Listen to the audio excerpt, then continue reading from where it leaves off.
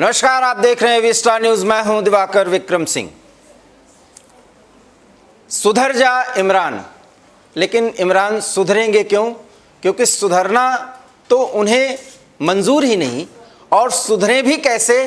क्योंकि सुधरने के लिए जो कुछ चाहिए, जो कुछ मानदंड होने चाहिए, उसको वो पूरा ही नहीं कर सकते। और शायद यही कारण है कि FATF अर्थात फाइनेंशियल एक्शन टास्क फोर्स, ये एक ऐसी वैश्विक संस्था है जिसके माध्यम से किसी देश के ऊपर कोई ऐसे लगाम कसे जाते हैं जिसके आधार पर वो आतंकी गतिविधियों पर लगाम कस सकता है, और उसके लिए कई ऐसी बंदिशें होती हैं जो लगा दी जाती हैं और ऐसा वो नहीं कर पाता।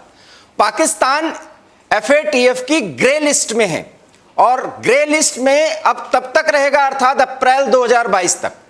और इसके कारण से पाकिस्तान की मुश्किलें इस कदर बढ़ने वाली हैं कि बदहाल पाकिस्तान, जो आर्थिक तौर पर बहुत मुश्किलों के दौर से गुजर रहा है, वो और ज़्यादा परेशानी में पड़ सकता है, जिसका असर वहाँ की जनता पर पड़ना तय है। और इस हिसाब से कहा जा सकता है कि भारत को प्रकारांतर से एक बड़ी कामयाबी मिली है, क्योंकि FATF ने ग्रे लिस्ट में पाकिस्तान को बरकरार रखा है 2022 तक, अप्रैल के महीने तक।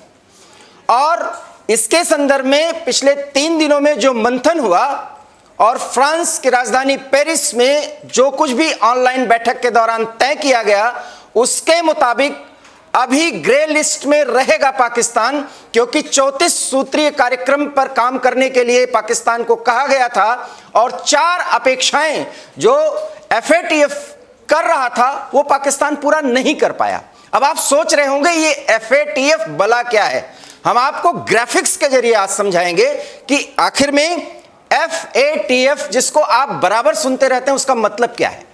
तो हम आपको ग्राफिक्स के जरिए बताते हैं कि FATF क्या है।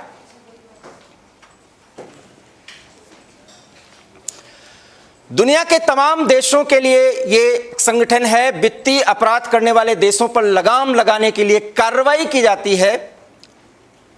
यह है FATF। G7 ग्रुप ने 1989 में फ्रांस की राजधानी पेरिस में इसको स्थापित किया था। FATF बहुत महत्वपूर्ण संस्था है। साल में 3 बार FATF की बैठक होती है।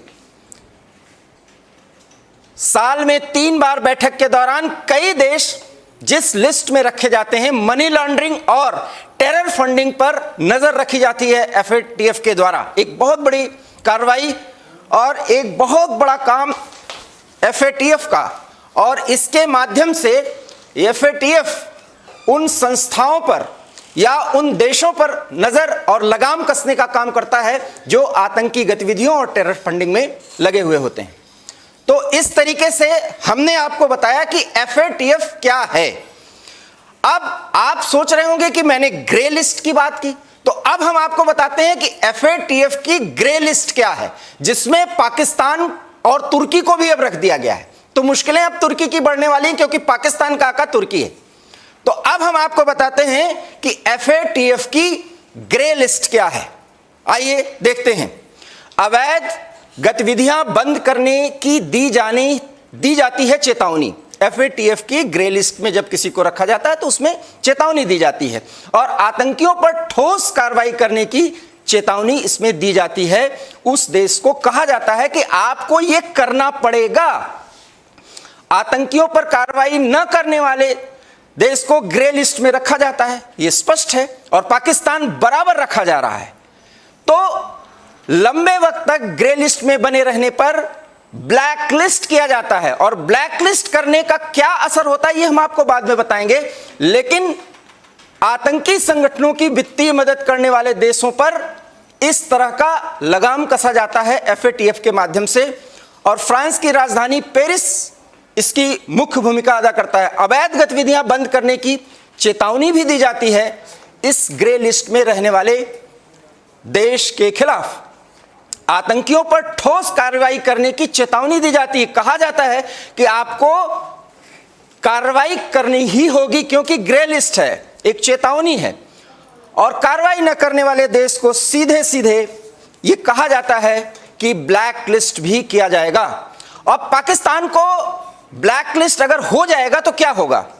यूएई जैसे देश जो हैं वो पाकिस्तान को आर्थिक मदद नहीं दे पाएंगे, इस्लामिक देशों से भी मदद नहीं मिल सकती, और फॉरेन फंडिंग बंद हो जाने से कोई भी निवेश पाकिस्तान में नहीं हो सकता। फंडिंग भी बंद हो जाएगी, क्योंकि फॉरेन फंडिंग के दौर से आर्थिक मोर्चे पर बड़ी मुश्किलें आती हैं, और आर्थिक मोर्चे पर जब मुश्किलें बढ़ती हैं तो पाकिस्तान मुश्किलों में पड़ेगा, ये तय है। आईएमएफ और वर्ल्ड बैंक से कोई भी कर्ज नहीं मिल पाएगा जिसकी दरकार है पाकिस्तान को। आईएमएफ कोई कर्ज नहीं देगा, और यही नहीं, एशियन डेवलपमेंट बैंक से भी आर्थिक मदद नहीं मिल सकती, जो जापान जिसमें मुख्य भूमिका अदा कर सकता है और करता है, और भारत और जापान इस तरह का काम करते हैं। यूएई जैसे देश पाकिस्तान को मदद नहीं दे सकते। आपको हम बता दें कि ये मदद मिलती है। अब हम आपको बताएंगे कि पाकिस्तान ग्रे लिस्ट में क्यों है, ये भी आपको जानना चाहिए कि क्यों है।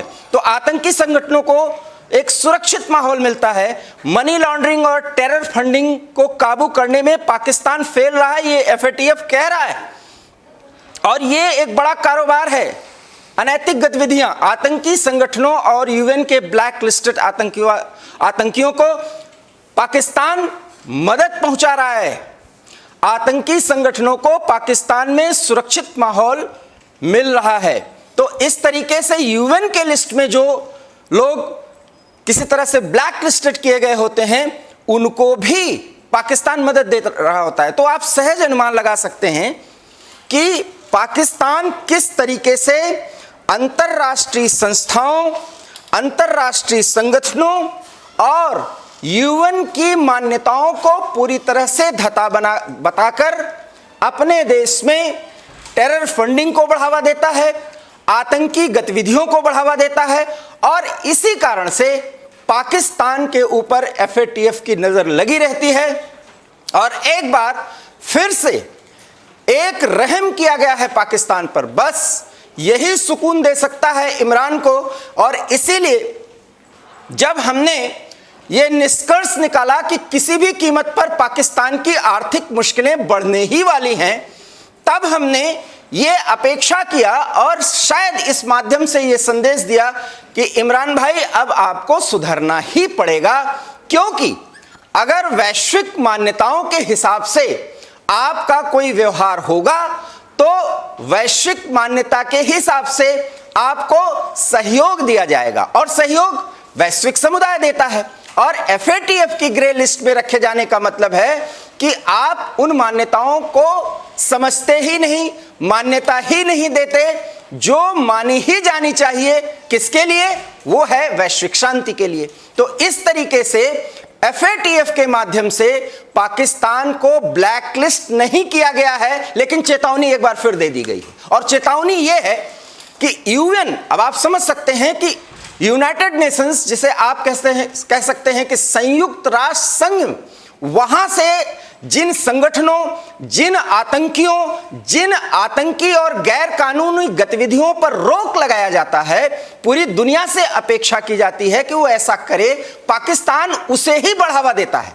ये भी आप देखिए, पाकिस्तान की जरूरत को आप जरा उसका पैमाना देखिए, उसकी हिम्मत देखिए आप, तो किस तरीके से एफएटीएफ बराबर ग्रे लिस्ट में रख रहा है। और आप समझ सकते हैं कि इस्लामिक देशों में प्रमुख भूमिका निभाता है यूएई, और वो पाकिस्तान को फंडिंग करता है। प्रकारांतर से लोकतांत्रिक देश कहने वाला पाकिस्तान इस्लामिक सिद्धांतों और मान्यताओं को मान्यता देता है, इसलिए वहां के विकास में यूएई की भूमिका बहुत ज्यादा होती है।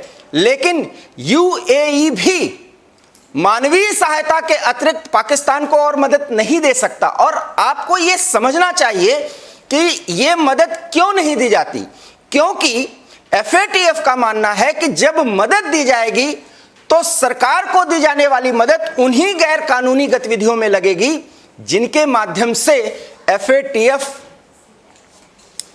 उन पर रोक लगाना चाहता है। और आप सहज अनुमान लगा सकते हैं कि जब यह कहा जाता है कि किसी देश के द्वारा आतंकवाद को प्रायोजित किया जाता है, ऐसा नहीं किया जाना चाहिए, तो सबसे पहला नाम आता है वो है पाकिस्तान का। और इस बार तुर्की को जिस तरीके से वो इस्लामिक देशों का आका बनना चाहता है, उसे भी ग्रे लिस्ट में रखा गया है। तो अब आप समझ गए होंगे कि अक्सर आप सुनते होंगे कि FATF ने ग्रे लिस्ट में रखा। ग्रे लिस्ट एक चेतावनी होती है और चेतावनी को आपने नहीं माना। चेतावनी के दौरान आपको कुछ ऐसे पॉइंटर्स दिए होते हैं जिस पर एक देश के रूप में, एक सरकार के रूप में आपको उसको फॉलो करना होता है और उन शर्तों को पूरा करना होता है। और पाकिस्तान 34 शर्तें रखी गई थी और अपेक्षा की गई थी कि इमरान सरकार उन शर्तों को पूरा करे, उन मान्यताओं को माने और वो कार्रवाई करे जो FATF के सहयोगी देश चाहते हैं। और पाकिस्तान ऐसा नहीं कर पाया।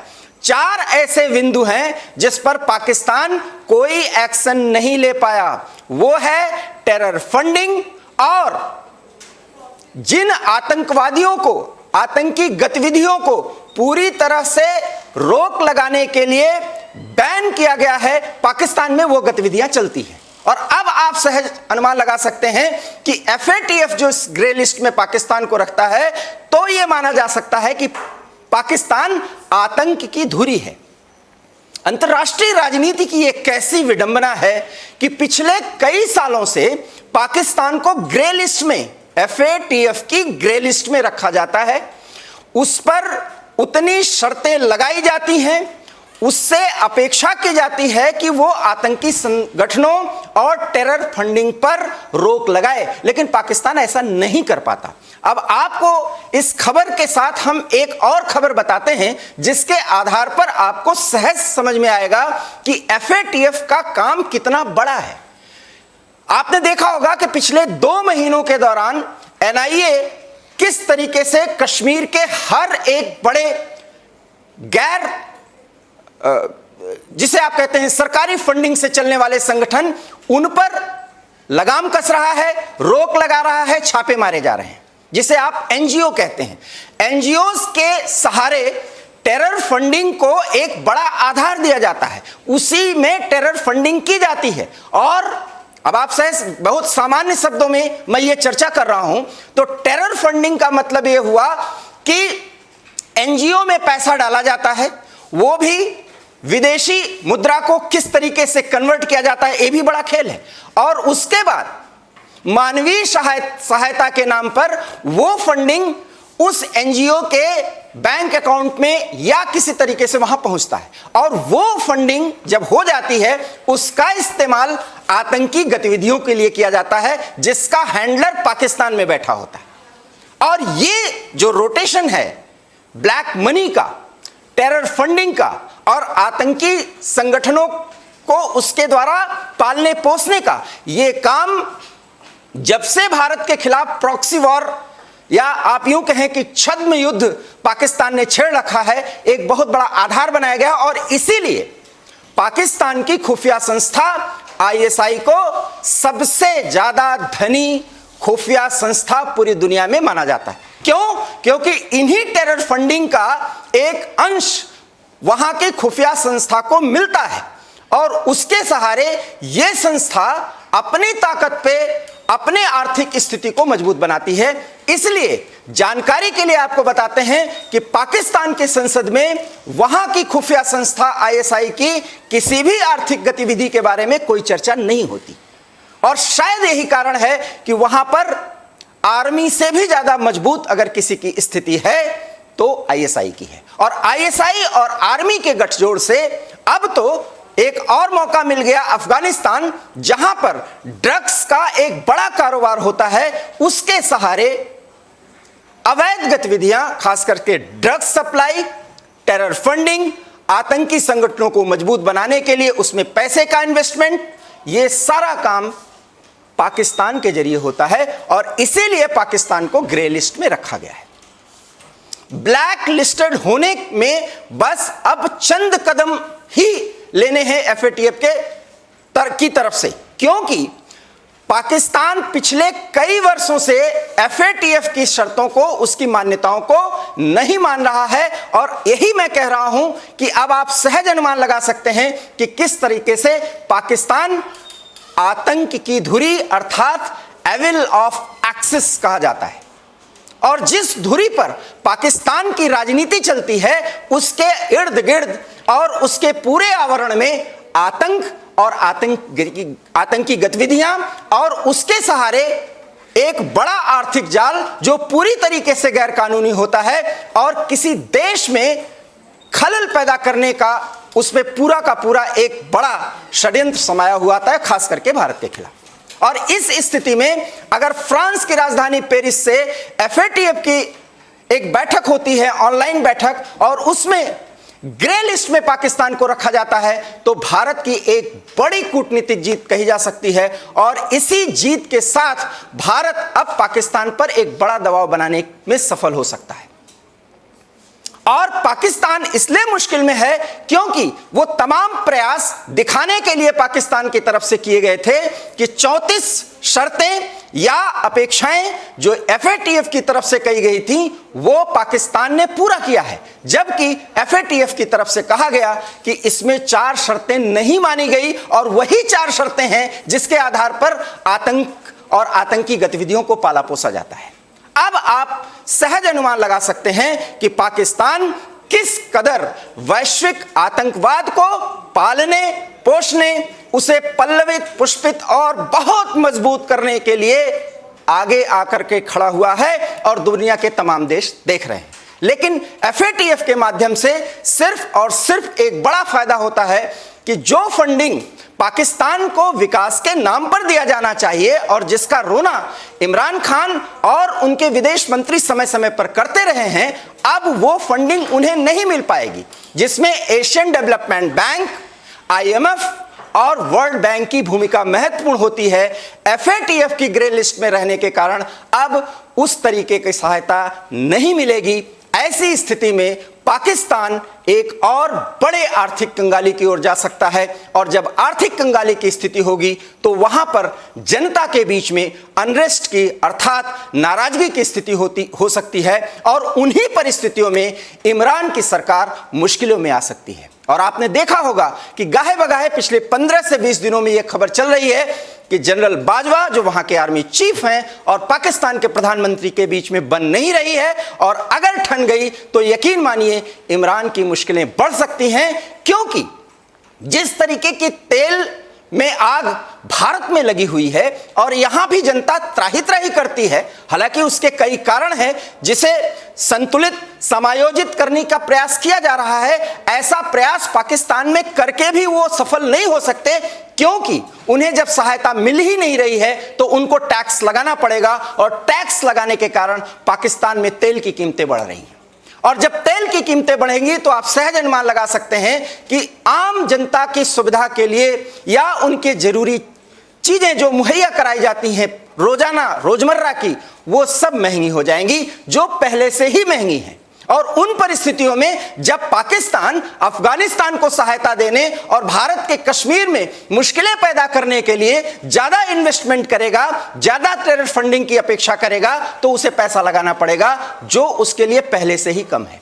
और जब ये राशि वो खर्च करेगा तो उसकी मुश्किलें और बढ़ेंगी। और उन परिस्थितियों में आर्मी पूरी तरीके से इमरान सरकार को जिम्मेदार ठहराएगी और वो दूध का दूध पानी का पानी करने के लिए इमरान सरकार को पदच्युत कर सकती है, सत्ता से हटा सकती है, तख्ता पलट कर सकती है। और इसीलिए ये खबर गाहे बगाहे या यूं इसकी चर्चा होती ही रहती है कि इमरान सरकार आने वाले समय में मुश्किलों में पड़ सकती है। और वो वही समय है जो अब आ रहा है, क्योंकि अपेक्षा थी कि FATF की लिस्ट में अब इस बार पाकिस्तान को जिस तरीके से ग्रे में रखा गया है उस ग्रे लिस्ट से बाहर किया जाएगा और ब्लैक लिस्टेड पाकिस्तान नहीं किया जाएगा।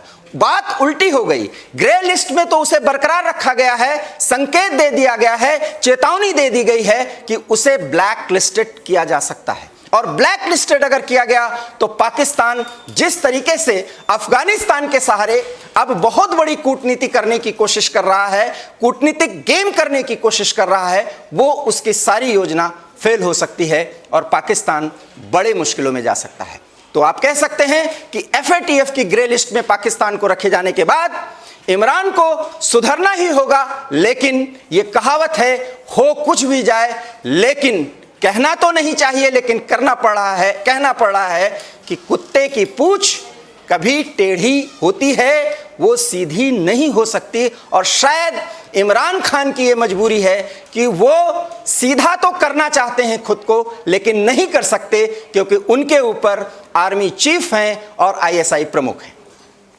और इन्हीं कारण से पाकिस्तान की लोकतांत्रिक व्यवस्था की यह विडंबना है कि इमरान सरकार के सामने समस्याएं हैं, मुश्किलें हैं, और वो कभी भी बहुत बड़ी मुश्किल में फंस सकते हैं, यहां तक कि उन्हें सत्ता से भी दूर होना पड़ सकता है, क्योंकि आर्थिक बदहाली पाकिस्तान के सामने खड़ी हुई है, जो आने वाले समय में एक बड़ी चुनौती बनेगी।